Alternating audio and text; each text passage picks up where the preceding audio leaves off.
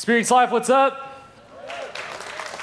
Good to see you. Excited to be here today. Also want to welcome those of you watching at Church Online, our downtown campus and our Amarillo campus. We're pumped that you're here with us right now as well. Well, last week we finished our Ghost series, and we were looking at the Holy Spirit and the role of the Holy Spirit in our lives. And you'll definitely want to check that out online, experiencelife.now.com. If you didn't get to be here for that, or if you missed parts of that, definitely want to check that out. And as you heard, next weekend we start our At the Movie series at all of our campuses. It's going to be awesome. We're going to be doing some 80s movies. It's going to be sweet. Or maybe since it's the 80s, I should say it's going to be rad, right? So definitely want to be back for that next week. Well, just want to see hands real quick. How many of you made vacation this summer? Got to go on vacation this summer all around all of our campuses? Hands. Okay, so if you didn't put your hand up, you're like me. Maybe it's been a little while since you've been on vacation. Last vacation my family and I went on, we went to Austin over spring break.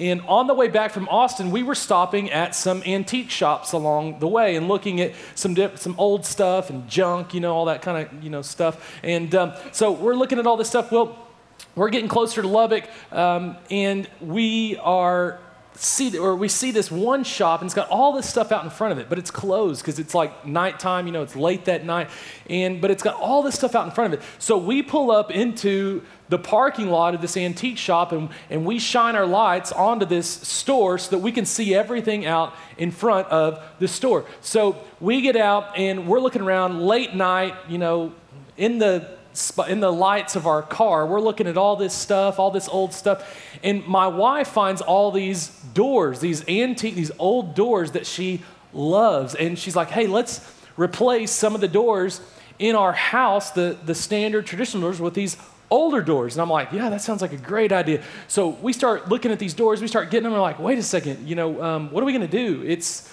late tonight. What are we? So we go up to the front of the store, and the owner has put his phone number on the front of the store and said, hey, call me anytime. So we call him, and he's like, hey, tell you what, just write a check for this amount and slide the check under the door of the store, and you can take the doors.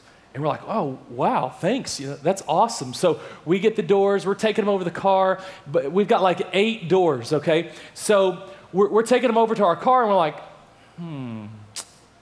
no truck, no trailer, no nothing. Like, we've got an SUV, it's filled with luggage. We've got nowhere to put these doors. So like, what are we going to do? Are we going to come back and get these doors sometime later? What are we going to do? So I've got the bright, genius idea that we're going to take these doors and we're going to stack them on top of our car, all right?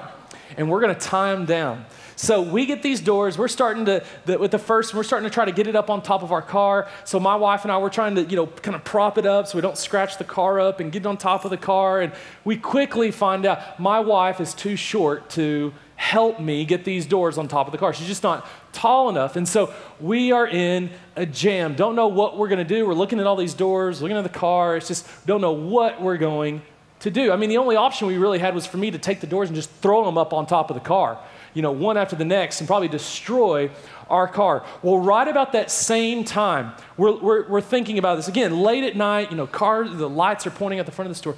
A cop comes flying into the parking lot, slams on his brakes, he gets out of the car. He's like, what are you doing? I'm like, I'm putting doors on my car. And he's like, I can see that. What, do you have permission to do this? And I'm like, yes, we've talked to the owner. We called him. Everything's cool. We've paid for the doors. So he goes and he calls the owner. Everything checks out. And he's like, so where are you putting these doors? And he's like, because I don't see a trailer, don't see a truck. I'm like, yeah, we're putting them on top of the car. And so he's like, well, could you use some help? And I was like, yes, I really could. Thank you. So the cop who originally came to arrest me actually ended up helping me get away with these doors. I'm just kidding. We really did pay for him. And so he's helping me stack these doors on top of the car. We're strapping them down. We've got 8 doors stacked on top of our car, and we drive off down the highway like the Beverly Hillbillies, all right? Checking out the window, making sure these doors haven't flown off the top of our car and, damaged some other car or cow or something like that on the way back. So anyways, but if this cop hadn't have come, I would have been on my own with these 8 doors, and it would not have been good. Like, we would have been in a jam. And I want you to know, some of you may not realize this, but you're doing the Christian life on your own. You may think, well, hey, I go to church, and I attend church, and, I'm here with the crowd, but in most of our services, there's hundreds, if not 1,000 people sitting in a crowd. And so let me describe this scenario for you real quick. You go to church, like you attend church, you regularly hear, your family, you attend, you're around a bunch of church people, you listen with a bunch of church people, you worship with a bunch of church people. Maybe you even know some Christians, like you have relationships with them. But I'm willing to bet for a lot of us, it's not the kind of relationships where we're praying together, where we're growing spiritually together, where you're helping each other in times of need, and you're pushing each other to follow Jesus. Sure, you may come and worship and hear teaching, and maybe you're even trying to apply some of those things to your life, but you're sitting in a crowd of hundreds or 1,000, and you're not really getting to know other Christians. And so you're doing the Christian life on your own. And then crisis strikes. Your marriage is struggling. You're thinking about getting separated, maybe getting divorced. You don't really have those Christian relationships, those deep connections around you to encourage you, to be there for you. Maybe you lose a job. You're struggling financially. Maybe it's your parents. They're the ones getting divorced. Maybe you're struggling just spiritually, and you're not really growing in your relationship with Jesus. Nick and Tina DeLeon were in a similar position when they first started attending Experience Life. They were struggling in a lot of ways, and they were just one among many in crowds. I want you to see just where they were at and the struggles they had when they first got here. Check it out. Well, for me, around that time, we were having some marital issues. Whenever, I started going to life, I was at a conflict with God, I had a angry conversation with God. I went to church as a little girl, and we went quite often. I know he was always there, but it's like I was one of those sheep that kind of strayed away. I wasn't working, okay? We were at a spot where we were losing everything. We got almost like an eviction notice on our home, okay? Saying that if we didn't come up with so much amount of money, we were gonna lose our house the next day. And Nick didn't have his driver's license at the time, and I was trying to find work. I didn't have a driver's license. The reason I don't have a driver's license is because I have 2 DWIs, and I just it's a lot of money to get all that stuff back. I don't want to do anything. I was depressed, sad, wondering what are we gonna do? We have 5 young children. Where are we gonna go? We don't have no place to go. When Nick and Tina first started coming to Experience Life, they were in a financial crisis. Their marriage was struggling. They were struggling spiritually, as you heard them talk about. And some of you have been there, like you attend church, you're one in a crowd, you're around a bunch of church people, you worship, you hear messages with other church people, but you're not really connected with other Christians and the kind of relationships that I was talking about. And so some of you've been there. Maybe you're there right now. For others of us, it's not if, it's when some of these things, these struggles, these crises will hit. If you have a Bible, I want you to turn to Genesis chapter 2. Genesis chapter 2. And if you don't have a Bible, if it's not in a translation you understand very well, at all of our campuses, you can pick one up in the foyer. It's free. It's on us. It's a New Testament and an easy to understand translation. So pick one up. We're going to be in the Old Testament today, though.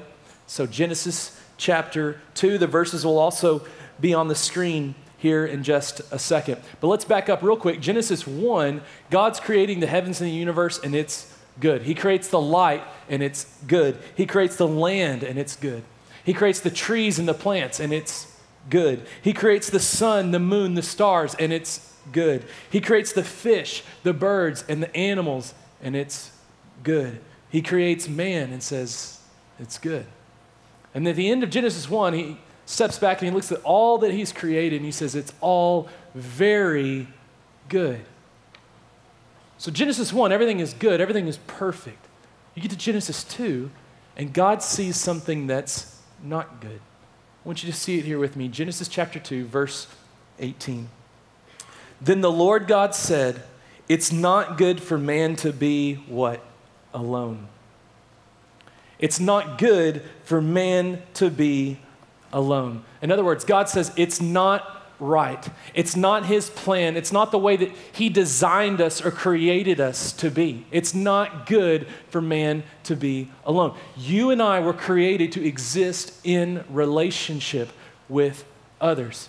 You see, God says in Genesis chapter 1, we're going to create man. He says, let us create man in our image. In other words, what God is saying, we're going to create man in our likeness. Now notice that God is using the plural there. He says, let us make man in our image. And what he's referring to there, God's referring to the fact that there is one God, but he has eternally existed as three persons, the Father, the Son, and the Holy Spirit. So one God, but he is eternally existed as three persons. So God himself exists in relationship. And so then Genesis 1, he says, let us create man in our image, in our likeness. In other words, you and I were created just like God exists, to exist in relationship, to exist in community. That's God's plan. That's the way he designed you and I to function and to do this Christian life. Now, I don't know about you, but I cannot wait for football to be back. Anybody else? Anybody else ready for football to start? Yes. Even got some people cheering. That's awesome. Here's the thing, though, about football. It's a team sport, right? Like, it doesn't make any sense to get out into, a football field or in your yard and throw the football and to nobody. And run down and pick up the football, and you pick it up, and then you just hand it off to yourself, and then you're blocking for yourself, and it just doesn't make any sense. And then how do you even tackle yourself, right? I mean, it makes no sense, because football is a team sport. That's the way it was designed. That's the way it's intended to be played, okay? I can't wait for the first game with the Dallas Cowboys, right? Man, anybody else Cowboys? Right, all of us. That's what I thought. So I can't wait for the Dallas Cowboys to start playing football. But imagine if Tony Romo comes out of that tunnel and he's the only one. Like he's all by himself. Like it's not Cowboys, it's Cowboy. And it's just Tony Romo, okay? That's boring, okay? Nobody wants to watch Tony Romo play football with himself. Number one, he's going to get murdered. And number two, that's just boring. Like that's not exciting. Because that's not the way football was intended to be played. Same thing is true in our Christian life. The Christian life is designed to be done with others.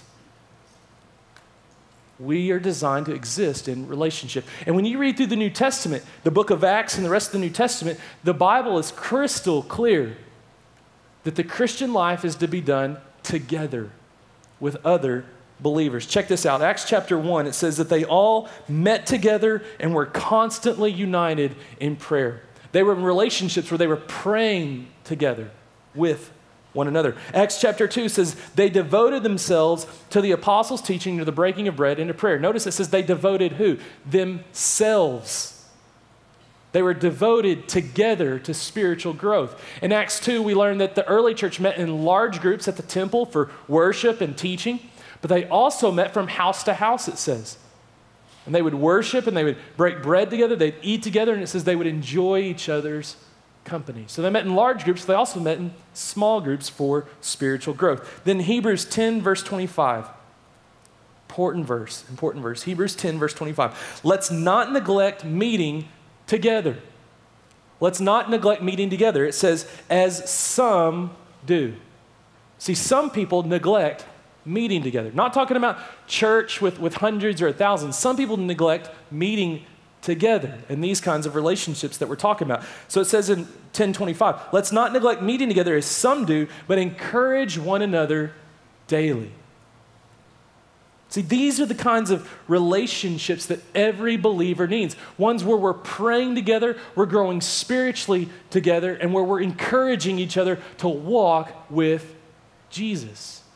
Those are the kinds of relationships that the Bible says that every single one of us is designed to have. And listen, if you don't have these kinds of relationships in your life, you are isolated, you're alone, and God says it's not good.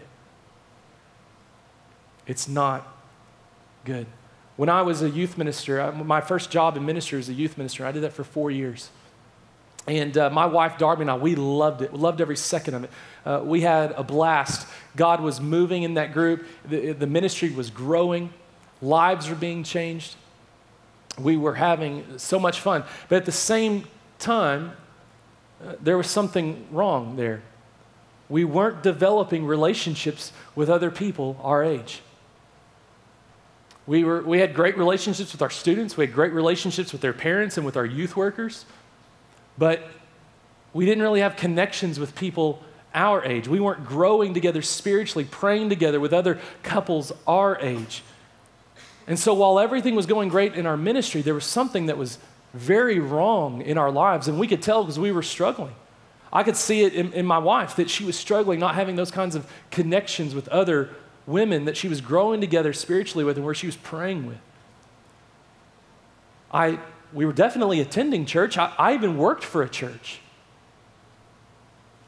But we were becoming more and more isolated from other couples our age. Well, when we started attending Experience Life, or when I came on staff at Experience Life rather, we started a life house for young marrieds with kids. And we started growing spiritually together with other couples. We were praying together. We were helping each other in times of need. We were encouraging each other to walk with Jesus. And now some of our best friends are from those life houses and life transformation groups that we got to be a part of. They're some of our best friends now. But here's the thing, you don't get that from just attending church with hundreds. You're surrounded by church people right now. But you're not building connections right now. You're not building those kinds of relationships, again, where you're praying together, you're growing together, where you're encouraging each other. So you're missing out. Like, you don't get that from just attending church. And not only that, it's dangerous to be isolated. Isolation results in several things. Number one, isolation results in lost perspective. Lost perspective. Andy Stanley said this in his book, Creating Community. He said, when we live in isolation, we can easily lose perspective on life. That's because there's no objective voice calling us towards balance. Our lows tend to be lower and our highs tend to be higher. Our point of view becomes clouded and things tend to become or seem worse or better than they really are. You remember what happened to Tom Hanks on that island in Castaway? All by himself, isolated, no one's there. He's all alone. And he starts talking with a volleyball named Wilson. Okay? I mean, that's what isolation can do. It can bring lost perspective. Secondly, isolation results in being attacked. It results in being attacked. Did you know that sheep are never attacked away from their flock? Opposite. Sheep are never attacked when they're with their flock. They're always attacked when they're away from the flock, when they're alone, when they're isolated. And you know the Bible says that Satan prowls around like a roaring lion looking for those he can devour? See, we have a very real enemy, and he's looking to take you out, to take you down. And the easy targets in the church are those that just attend church, but they're not really connected with other believers. They're isolated. They're alone. Those are the easy targets for Satan to attack. Number three, isolation results in spiritual immaturity. It results in spiritual immaturity. See, Hebrews 10:25 says that we're not supposed to give up meeting together as some do, but we're supposed to encourage one another daily. See, in those kinds of relationships, you're pushing each other to walk with Jesus. You're growing together spiritually. Attending church with hundreds, just sitting in a crowd with a bunch of other church people, can only take you so far. You can listen to messages and you can grow, but that can only take you so far until you need to be in the context where you've got these kinds of relationships, where you're praying together, growing together, and encouraging each other.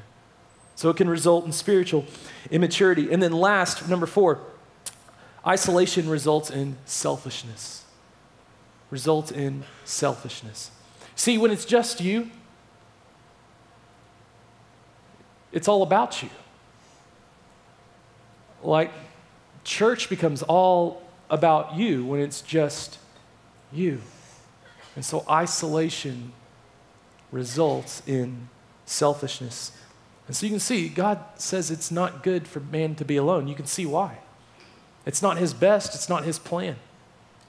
God's best for you, for every single one of us, is experienced in community, where we're on mission together with other believers to be a disciple and to make disciples. You see, the other part about just attending church is that you miss out on the Jesus mission.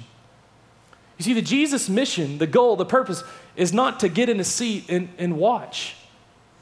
That's not the goal. Jesus said in Matthew 28, go and make disciples. He told his disciples to go and make disciples. So here's the thing. Every disciple makes disciples. Those that aren't making disciples, or at least on the road to making disciples, aren't disciples. Jesus said, you follow me, you're going to become a fisher of men. That's just all there is to it. Jesus' mission to his disciples was to go and make disciples. And when you just attend church, like that's the purpose or goal, you're missing out on the Jesus mission. God's best for you is in community and on mission with other believers. And the context for that at Experience Life is in our Life House, Life Houses and Life Transformation groups. Now, a Life House today, at this point, is a group of life transformation groups. You've heard us talk about Lifehouse from the day the church started, but we've been slowly changing to life transformation groups, and that's the name that we're going to be using more and more because that's our focus now. That's what we're tracking. And a life transformation group is basically a small group of girls or guys that meet together for accountability and spiritual growth and to pray together, to encourage each other. And so a life house, like my life house, is a married life house with kids, but we've got girls LTGs and guys LTGs, and so a life house is made up of now just life transformation groups. And I want to give you the purposes for our life transformation groups. Basically, the vision for these groups. Number one, it's about accountability. Accountability. Now, most people react badly to accountability, like thinking, I don't want to be accountable. And basically all that means is encouragement. We're encouraging each other to follow Jesus, to walk with Jesus. Acts 2 again says they devoted themselves. That's what it's about. It's about devoting ourselves to reading our Bibles, praying, sharing our faith, doing other spiritual disciplines that will change your life. So number one, it's about accountability. Number two, it's about serving. LTGs are about serving. All of our groups this semester will have either adopted a class at one of our elementary schools that we've adopted as a church, or they'll have adopted one of our mission partners. In Lubbock and Amarillo, all of our groups are choosing a mission for their group to serve on a regular, ongoing basis throughout this next semester. Because we want our groups and our church to be about blessing our cities in Jesus' name and serving those who are in need. So they're about serving. And then number three, our groups are about multiplication. Multiplication. And this is where the Matthew 28 mission comes in, Jesus' mission, about making disciples that make disciples. In our life transformation groups, every one of them are about raising up people from within their groups, training them, getting them the experience so that they can plant or start a new group and lead that group. So in every one of our groups, we're about planting new groups with new leaders so that we're making disciples that make disciples. So all of our groups are about multiplication, so that we can be obedient to the Jesus mission. Remember, this isn't just a mission that we've been given to memorize or to hear and think, yeah, that's cool. It's a mission that we've been given to do. It's not just for pastors. It's for every follower of Jesus. And so we need to be in a context where we're on the Jesus mission and we're getting to engage in that, where we can make disciples that make disciples. So as you can see, at Experience Life, we are about people coming together in worship and here teaching, for sure. But we are also about people taking their next step to get plugged into a group where they can experience community, and where they can experience the Jesus mission and get on the road to becoming a disciple that makes disciples. So I want to challenge you today to sign up for a group. You've got a card in your chair. Looks like this. I want you to take it out. And on the back, it has some of the things that we just talked about: accountability, service, multiplication. And on the bottom, there's a card that you can fill out, and it's got your age group, your life stage. It's got days of the week that work best for you. It's got some of the cities in this area that we've got life houses in that might be closer to you. So I want to challenge you, all of our campuses, you've got this card in your chair, fill it out. You'll tear off the bottom portion, and then you can drop it in a bucket on your way out. At all of our campuses, those buckets are at the back of our worship centers. So I want to challenge you to sign up for a group, take your next step, get plugged into community, and get on mission with other believers. Another way that you can sign up for a life house is to go to our website, experiencelife.now.com. At the bottom, there's a button that says Life House. You go to that page, you select the button that says Find a Life House, and then you'll be given some options like day of the week, life stage, city, all those kinds of things where you can select a group that works best for you. You'll check that group, fill out a form, and a leader will contact you about their group. But I want to challenge you to sign up in one of these two ways. In Lubbock, we've got groups all the way from youth up to older adults. That's probably the best way to say that. So all the way up to older adults. We've got college groups, singles group, women's groups, all kinds of stuff. This fall, I'm pumped. We're having an addictions group start. It's going to be awesome. In Amarillo, we've got youth and college and married groups, and we're starting new groups constantly there. So I want to challenge you to get plugged into a life house. Now, when Nick and Tina first started coming to Experience Life, you heard where they were at, the struggles that they were having in their marriage, financially, spiritually. But then they got plugged into a life house. And I want you to see what God did in their life through that life house. Check it out. We got this letter on Wednesday. That's when our life house meets. And she was like, well, Kelly texted me and said, hey, we're going to have a social tonight. And every single other couple canceled that night. So it was us and Brandon and Kelly. And as we're sitting there talking, we're just having a conversation, just about everything. And I started explaining all this stuff to Brandon. Out of nowhere, Brandon said, well, what would it take to get your driver's license back? And he just caught me off guard, and I shot a number at him. He said, well, hey, I just had some things come up, and I came into a little extra money, and I'm gonna write you a check right here for the amount you just told me. He told me this is the thing that stood out in my mind, is that I'm way too selfish to give you this. This is coming straight from God. Now that we started going, I've made lifelong friendships. I've made, just so many leaps and bounds in my spiritual growth. And her and I are doing better. And it's worth a shot. At least it's worth a shot. So not only did we learn, did we grow spiritually, but we learned a little bit about caring and giving. Everybody knows everybody, and everybody helps everybody. It just felt like family is what it felt like, stepping into a family's house. And just being plugged into one of those life houses gives you that many more connections, that many more friendships that you just carry throughout every day. It makes our big church feel so much smaller. It really does. Would you guys give them a hand? Just thank them for sharing. As you can tell, when Nick and Tina got plugged into a life house, everything changed. It helped their marriage. Their group came around them and helped them financially. They were about to lose their house. They started growing spiritually. They were serving together with other believers. It absolutely changed their life. And I believe it'll do the same thing for you.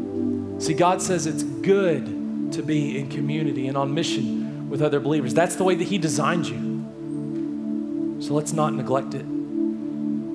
Because God says it's not good for man to be alone. Let's pray.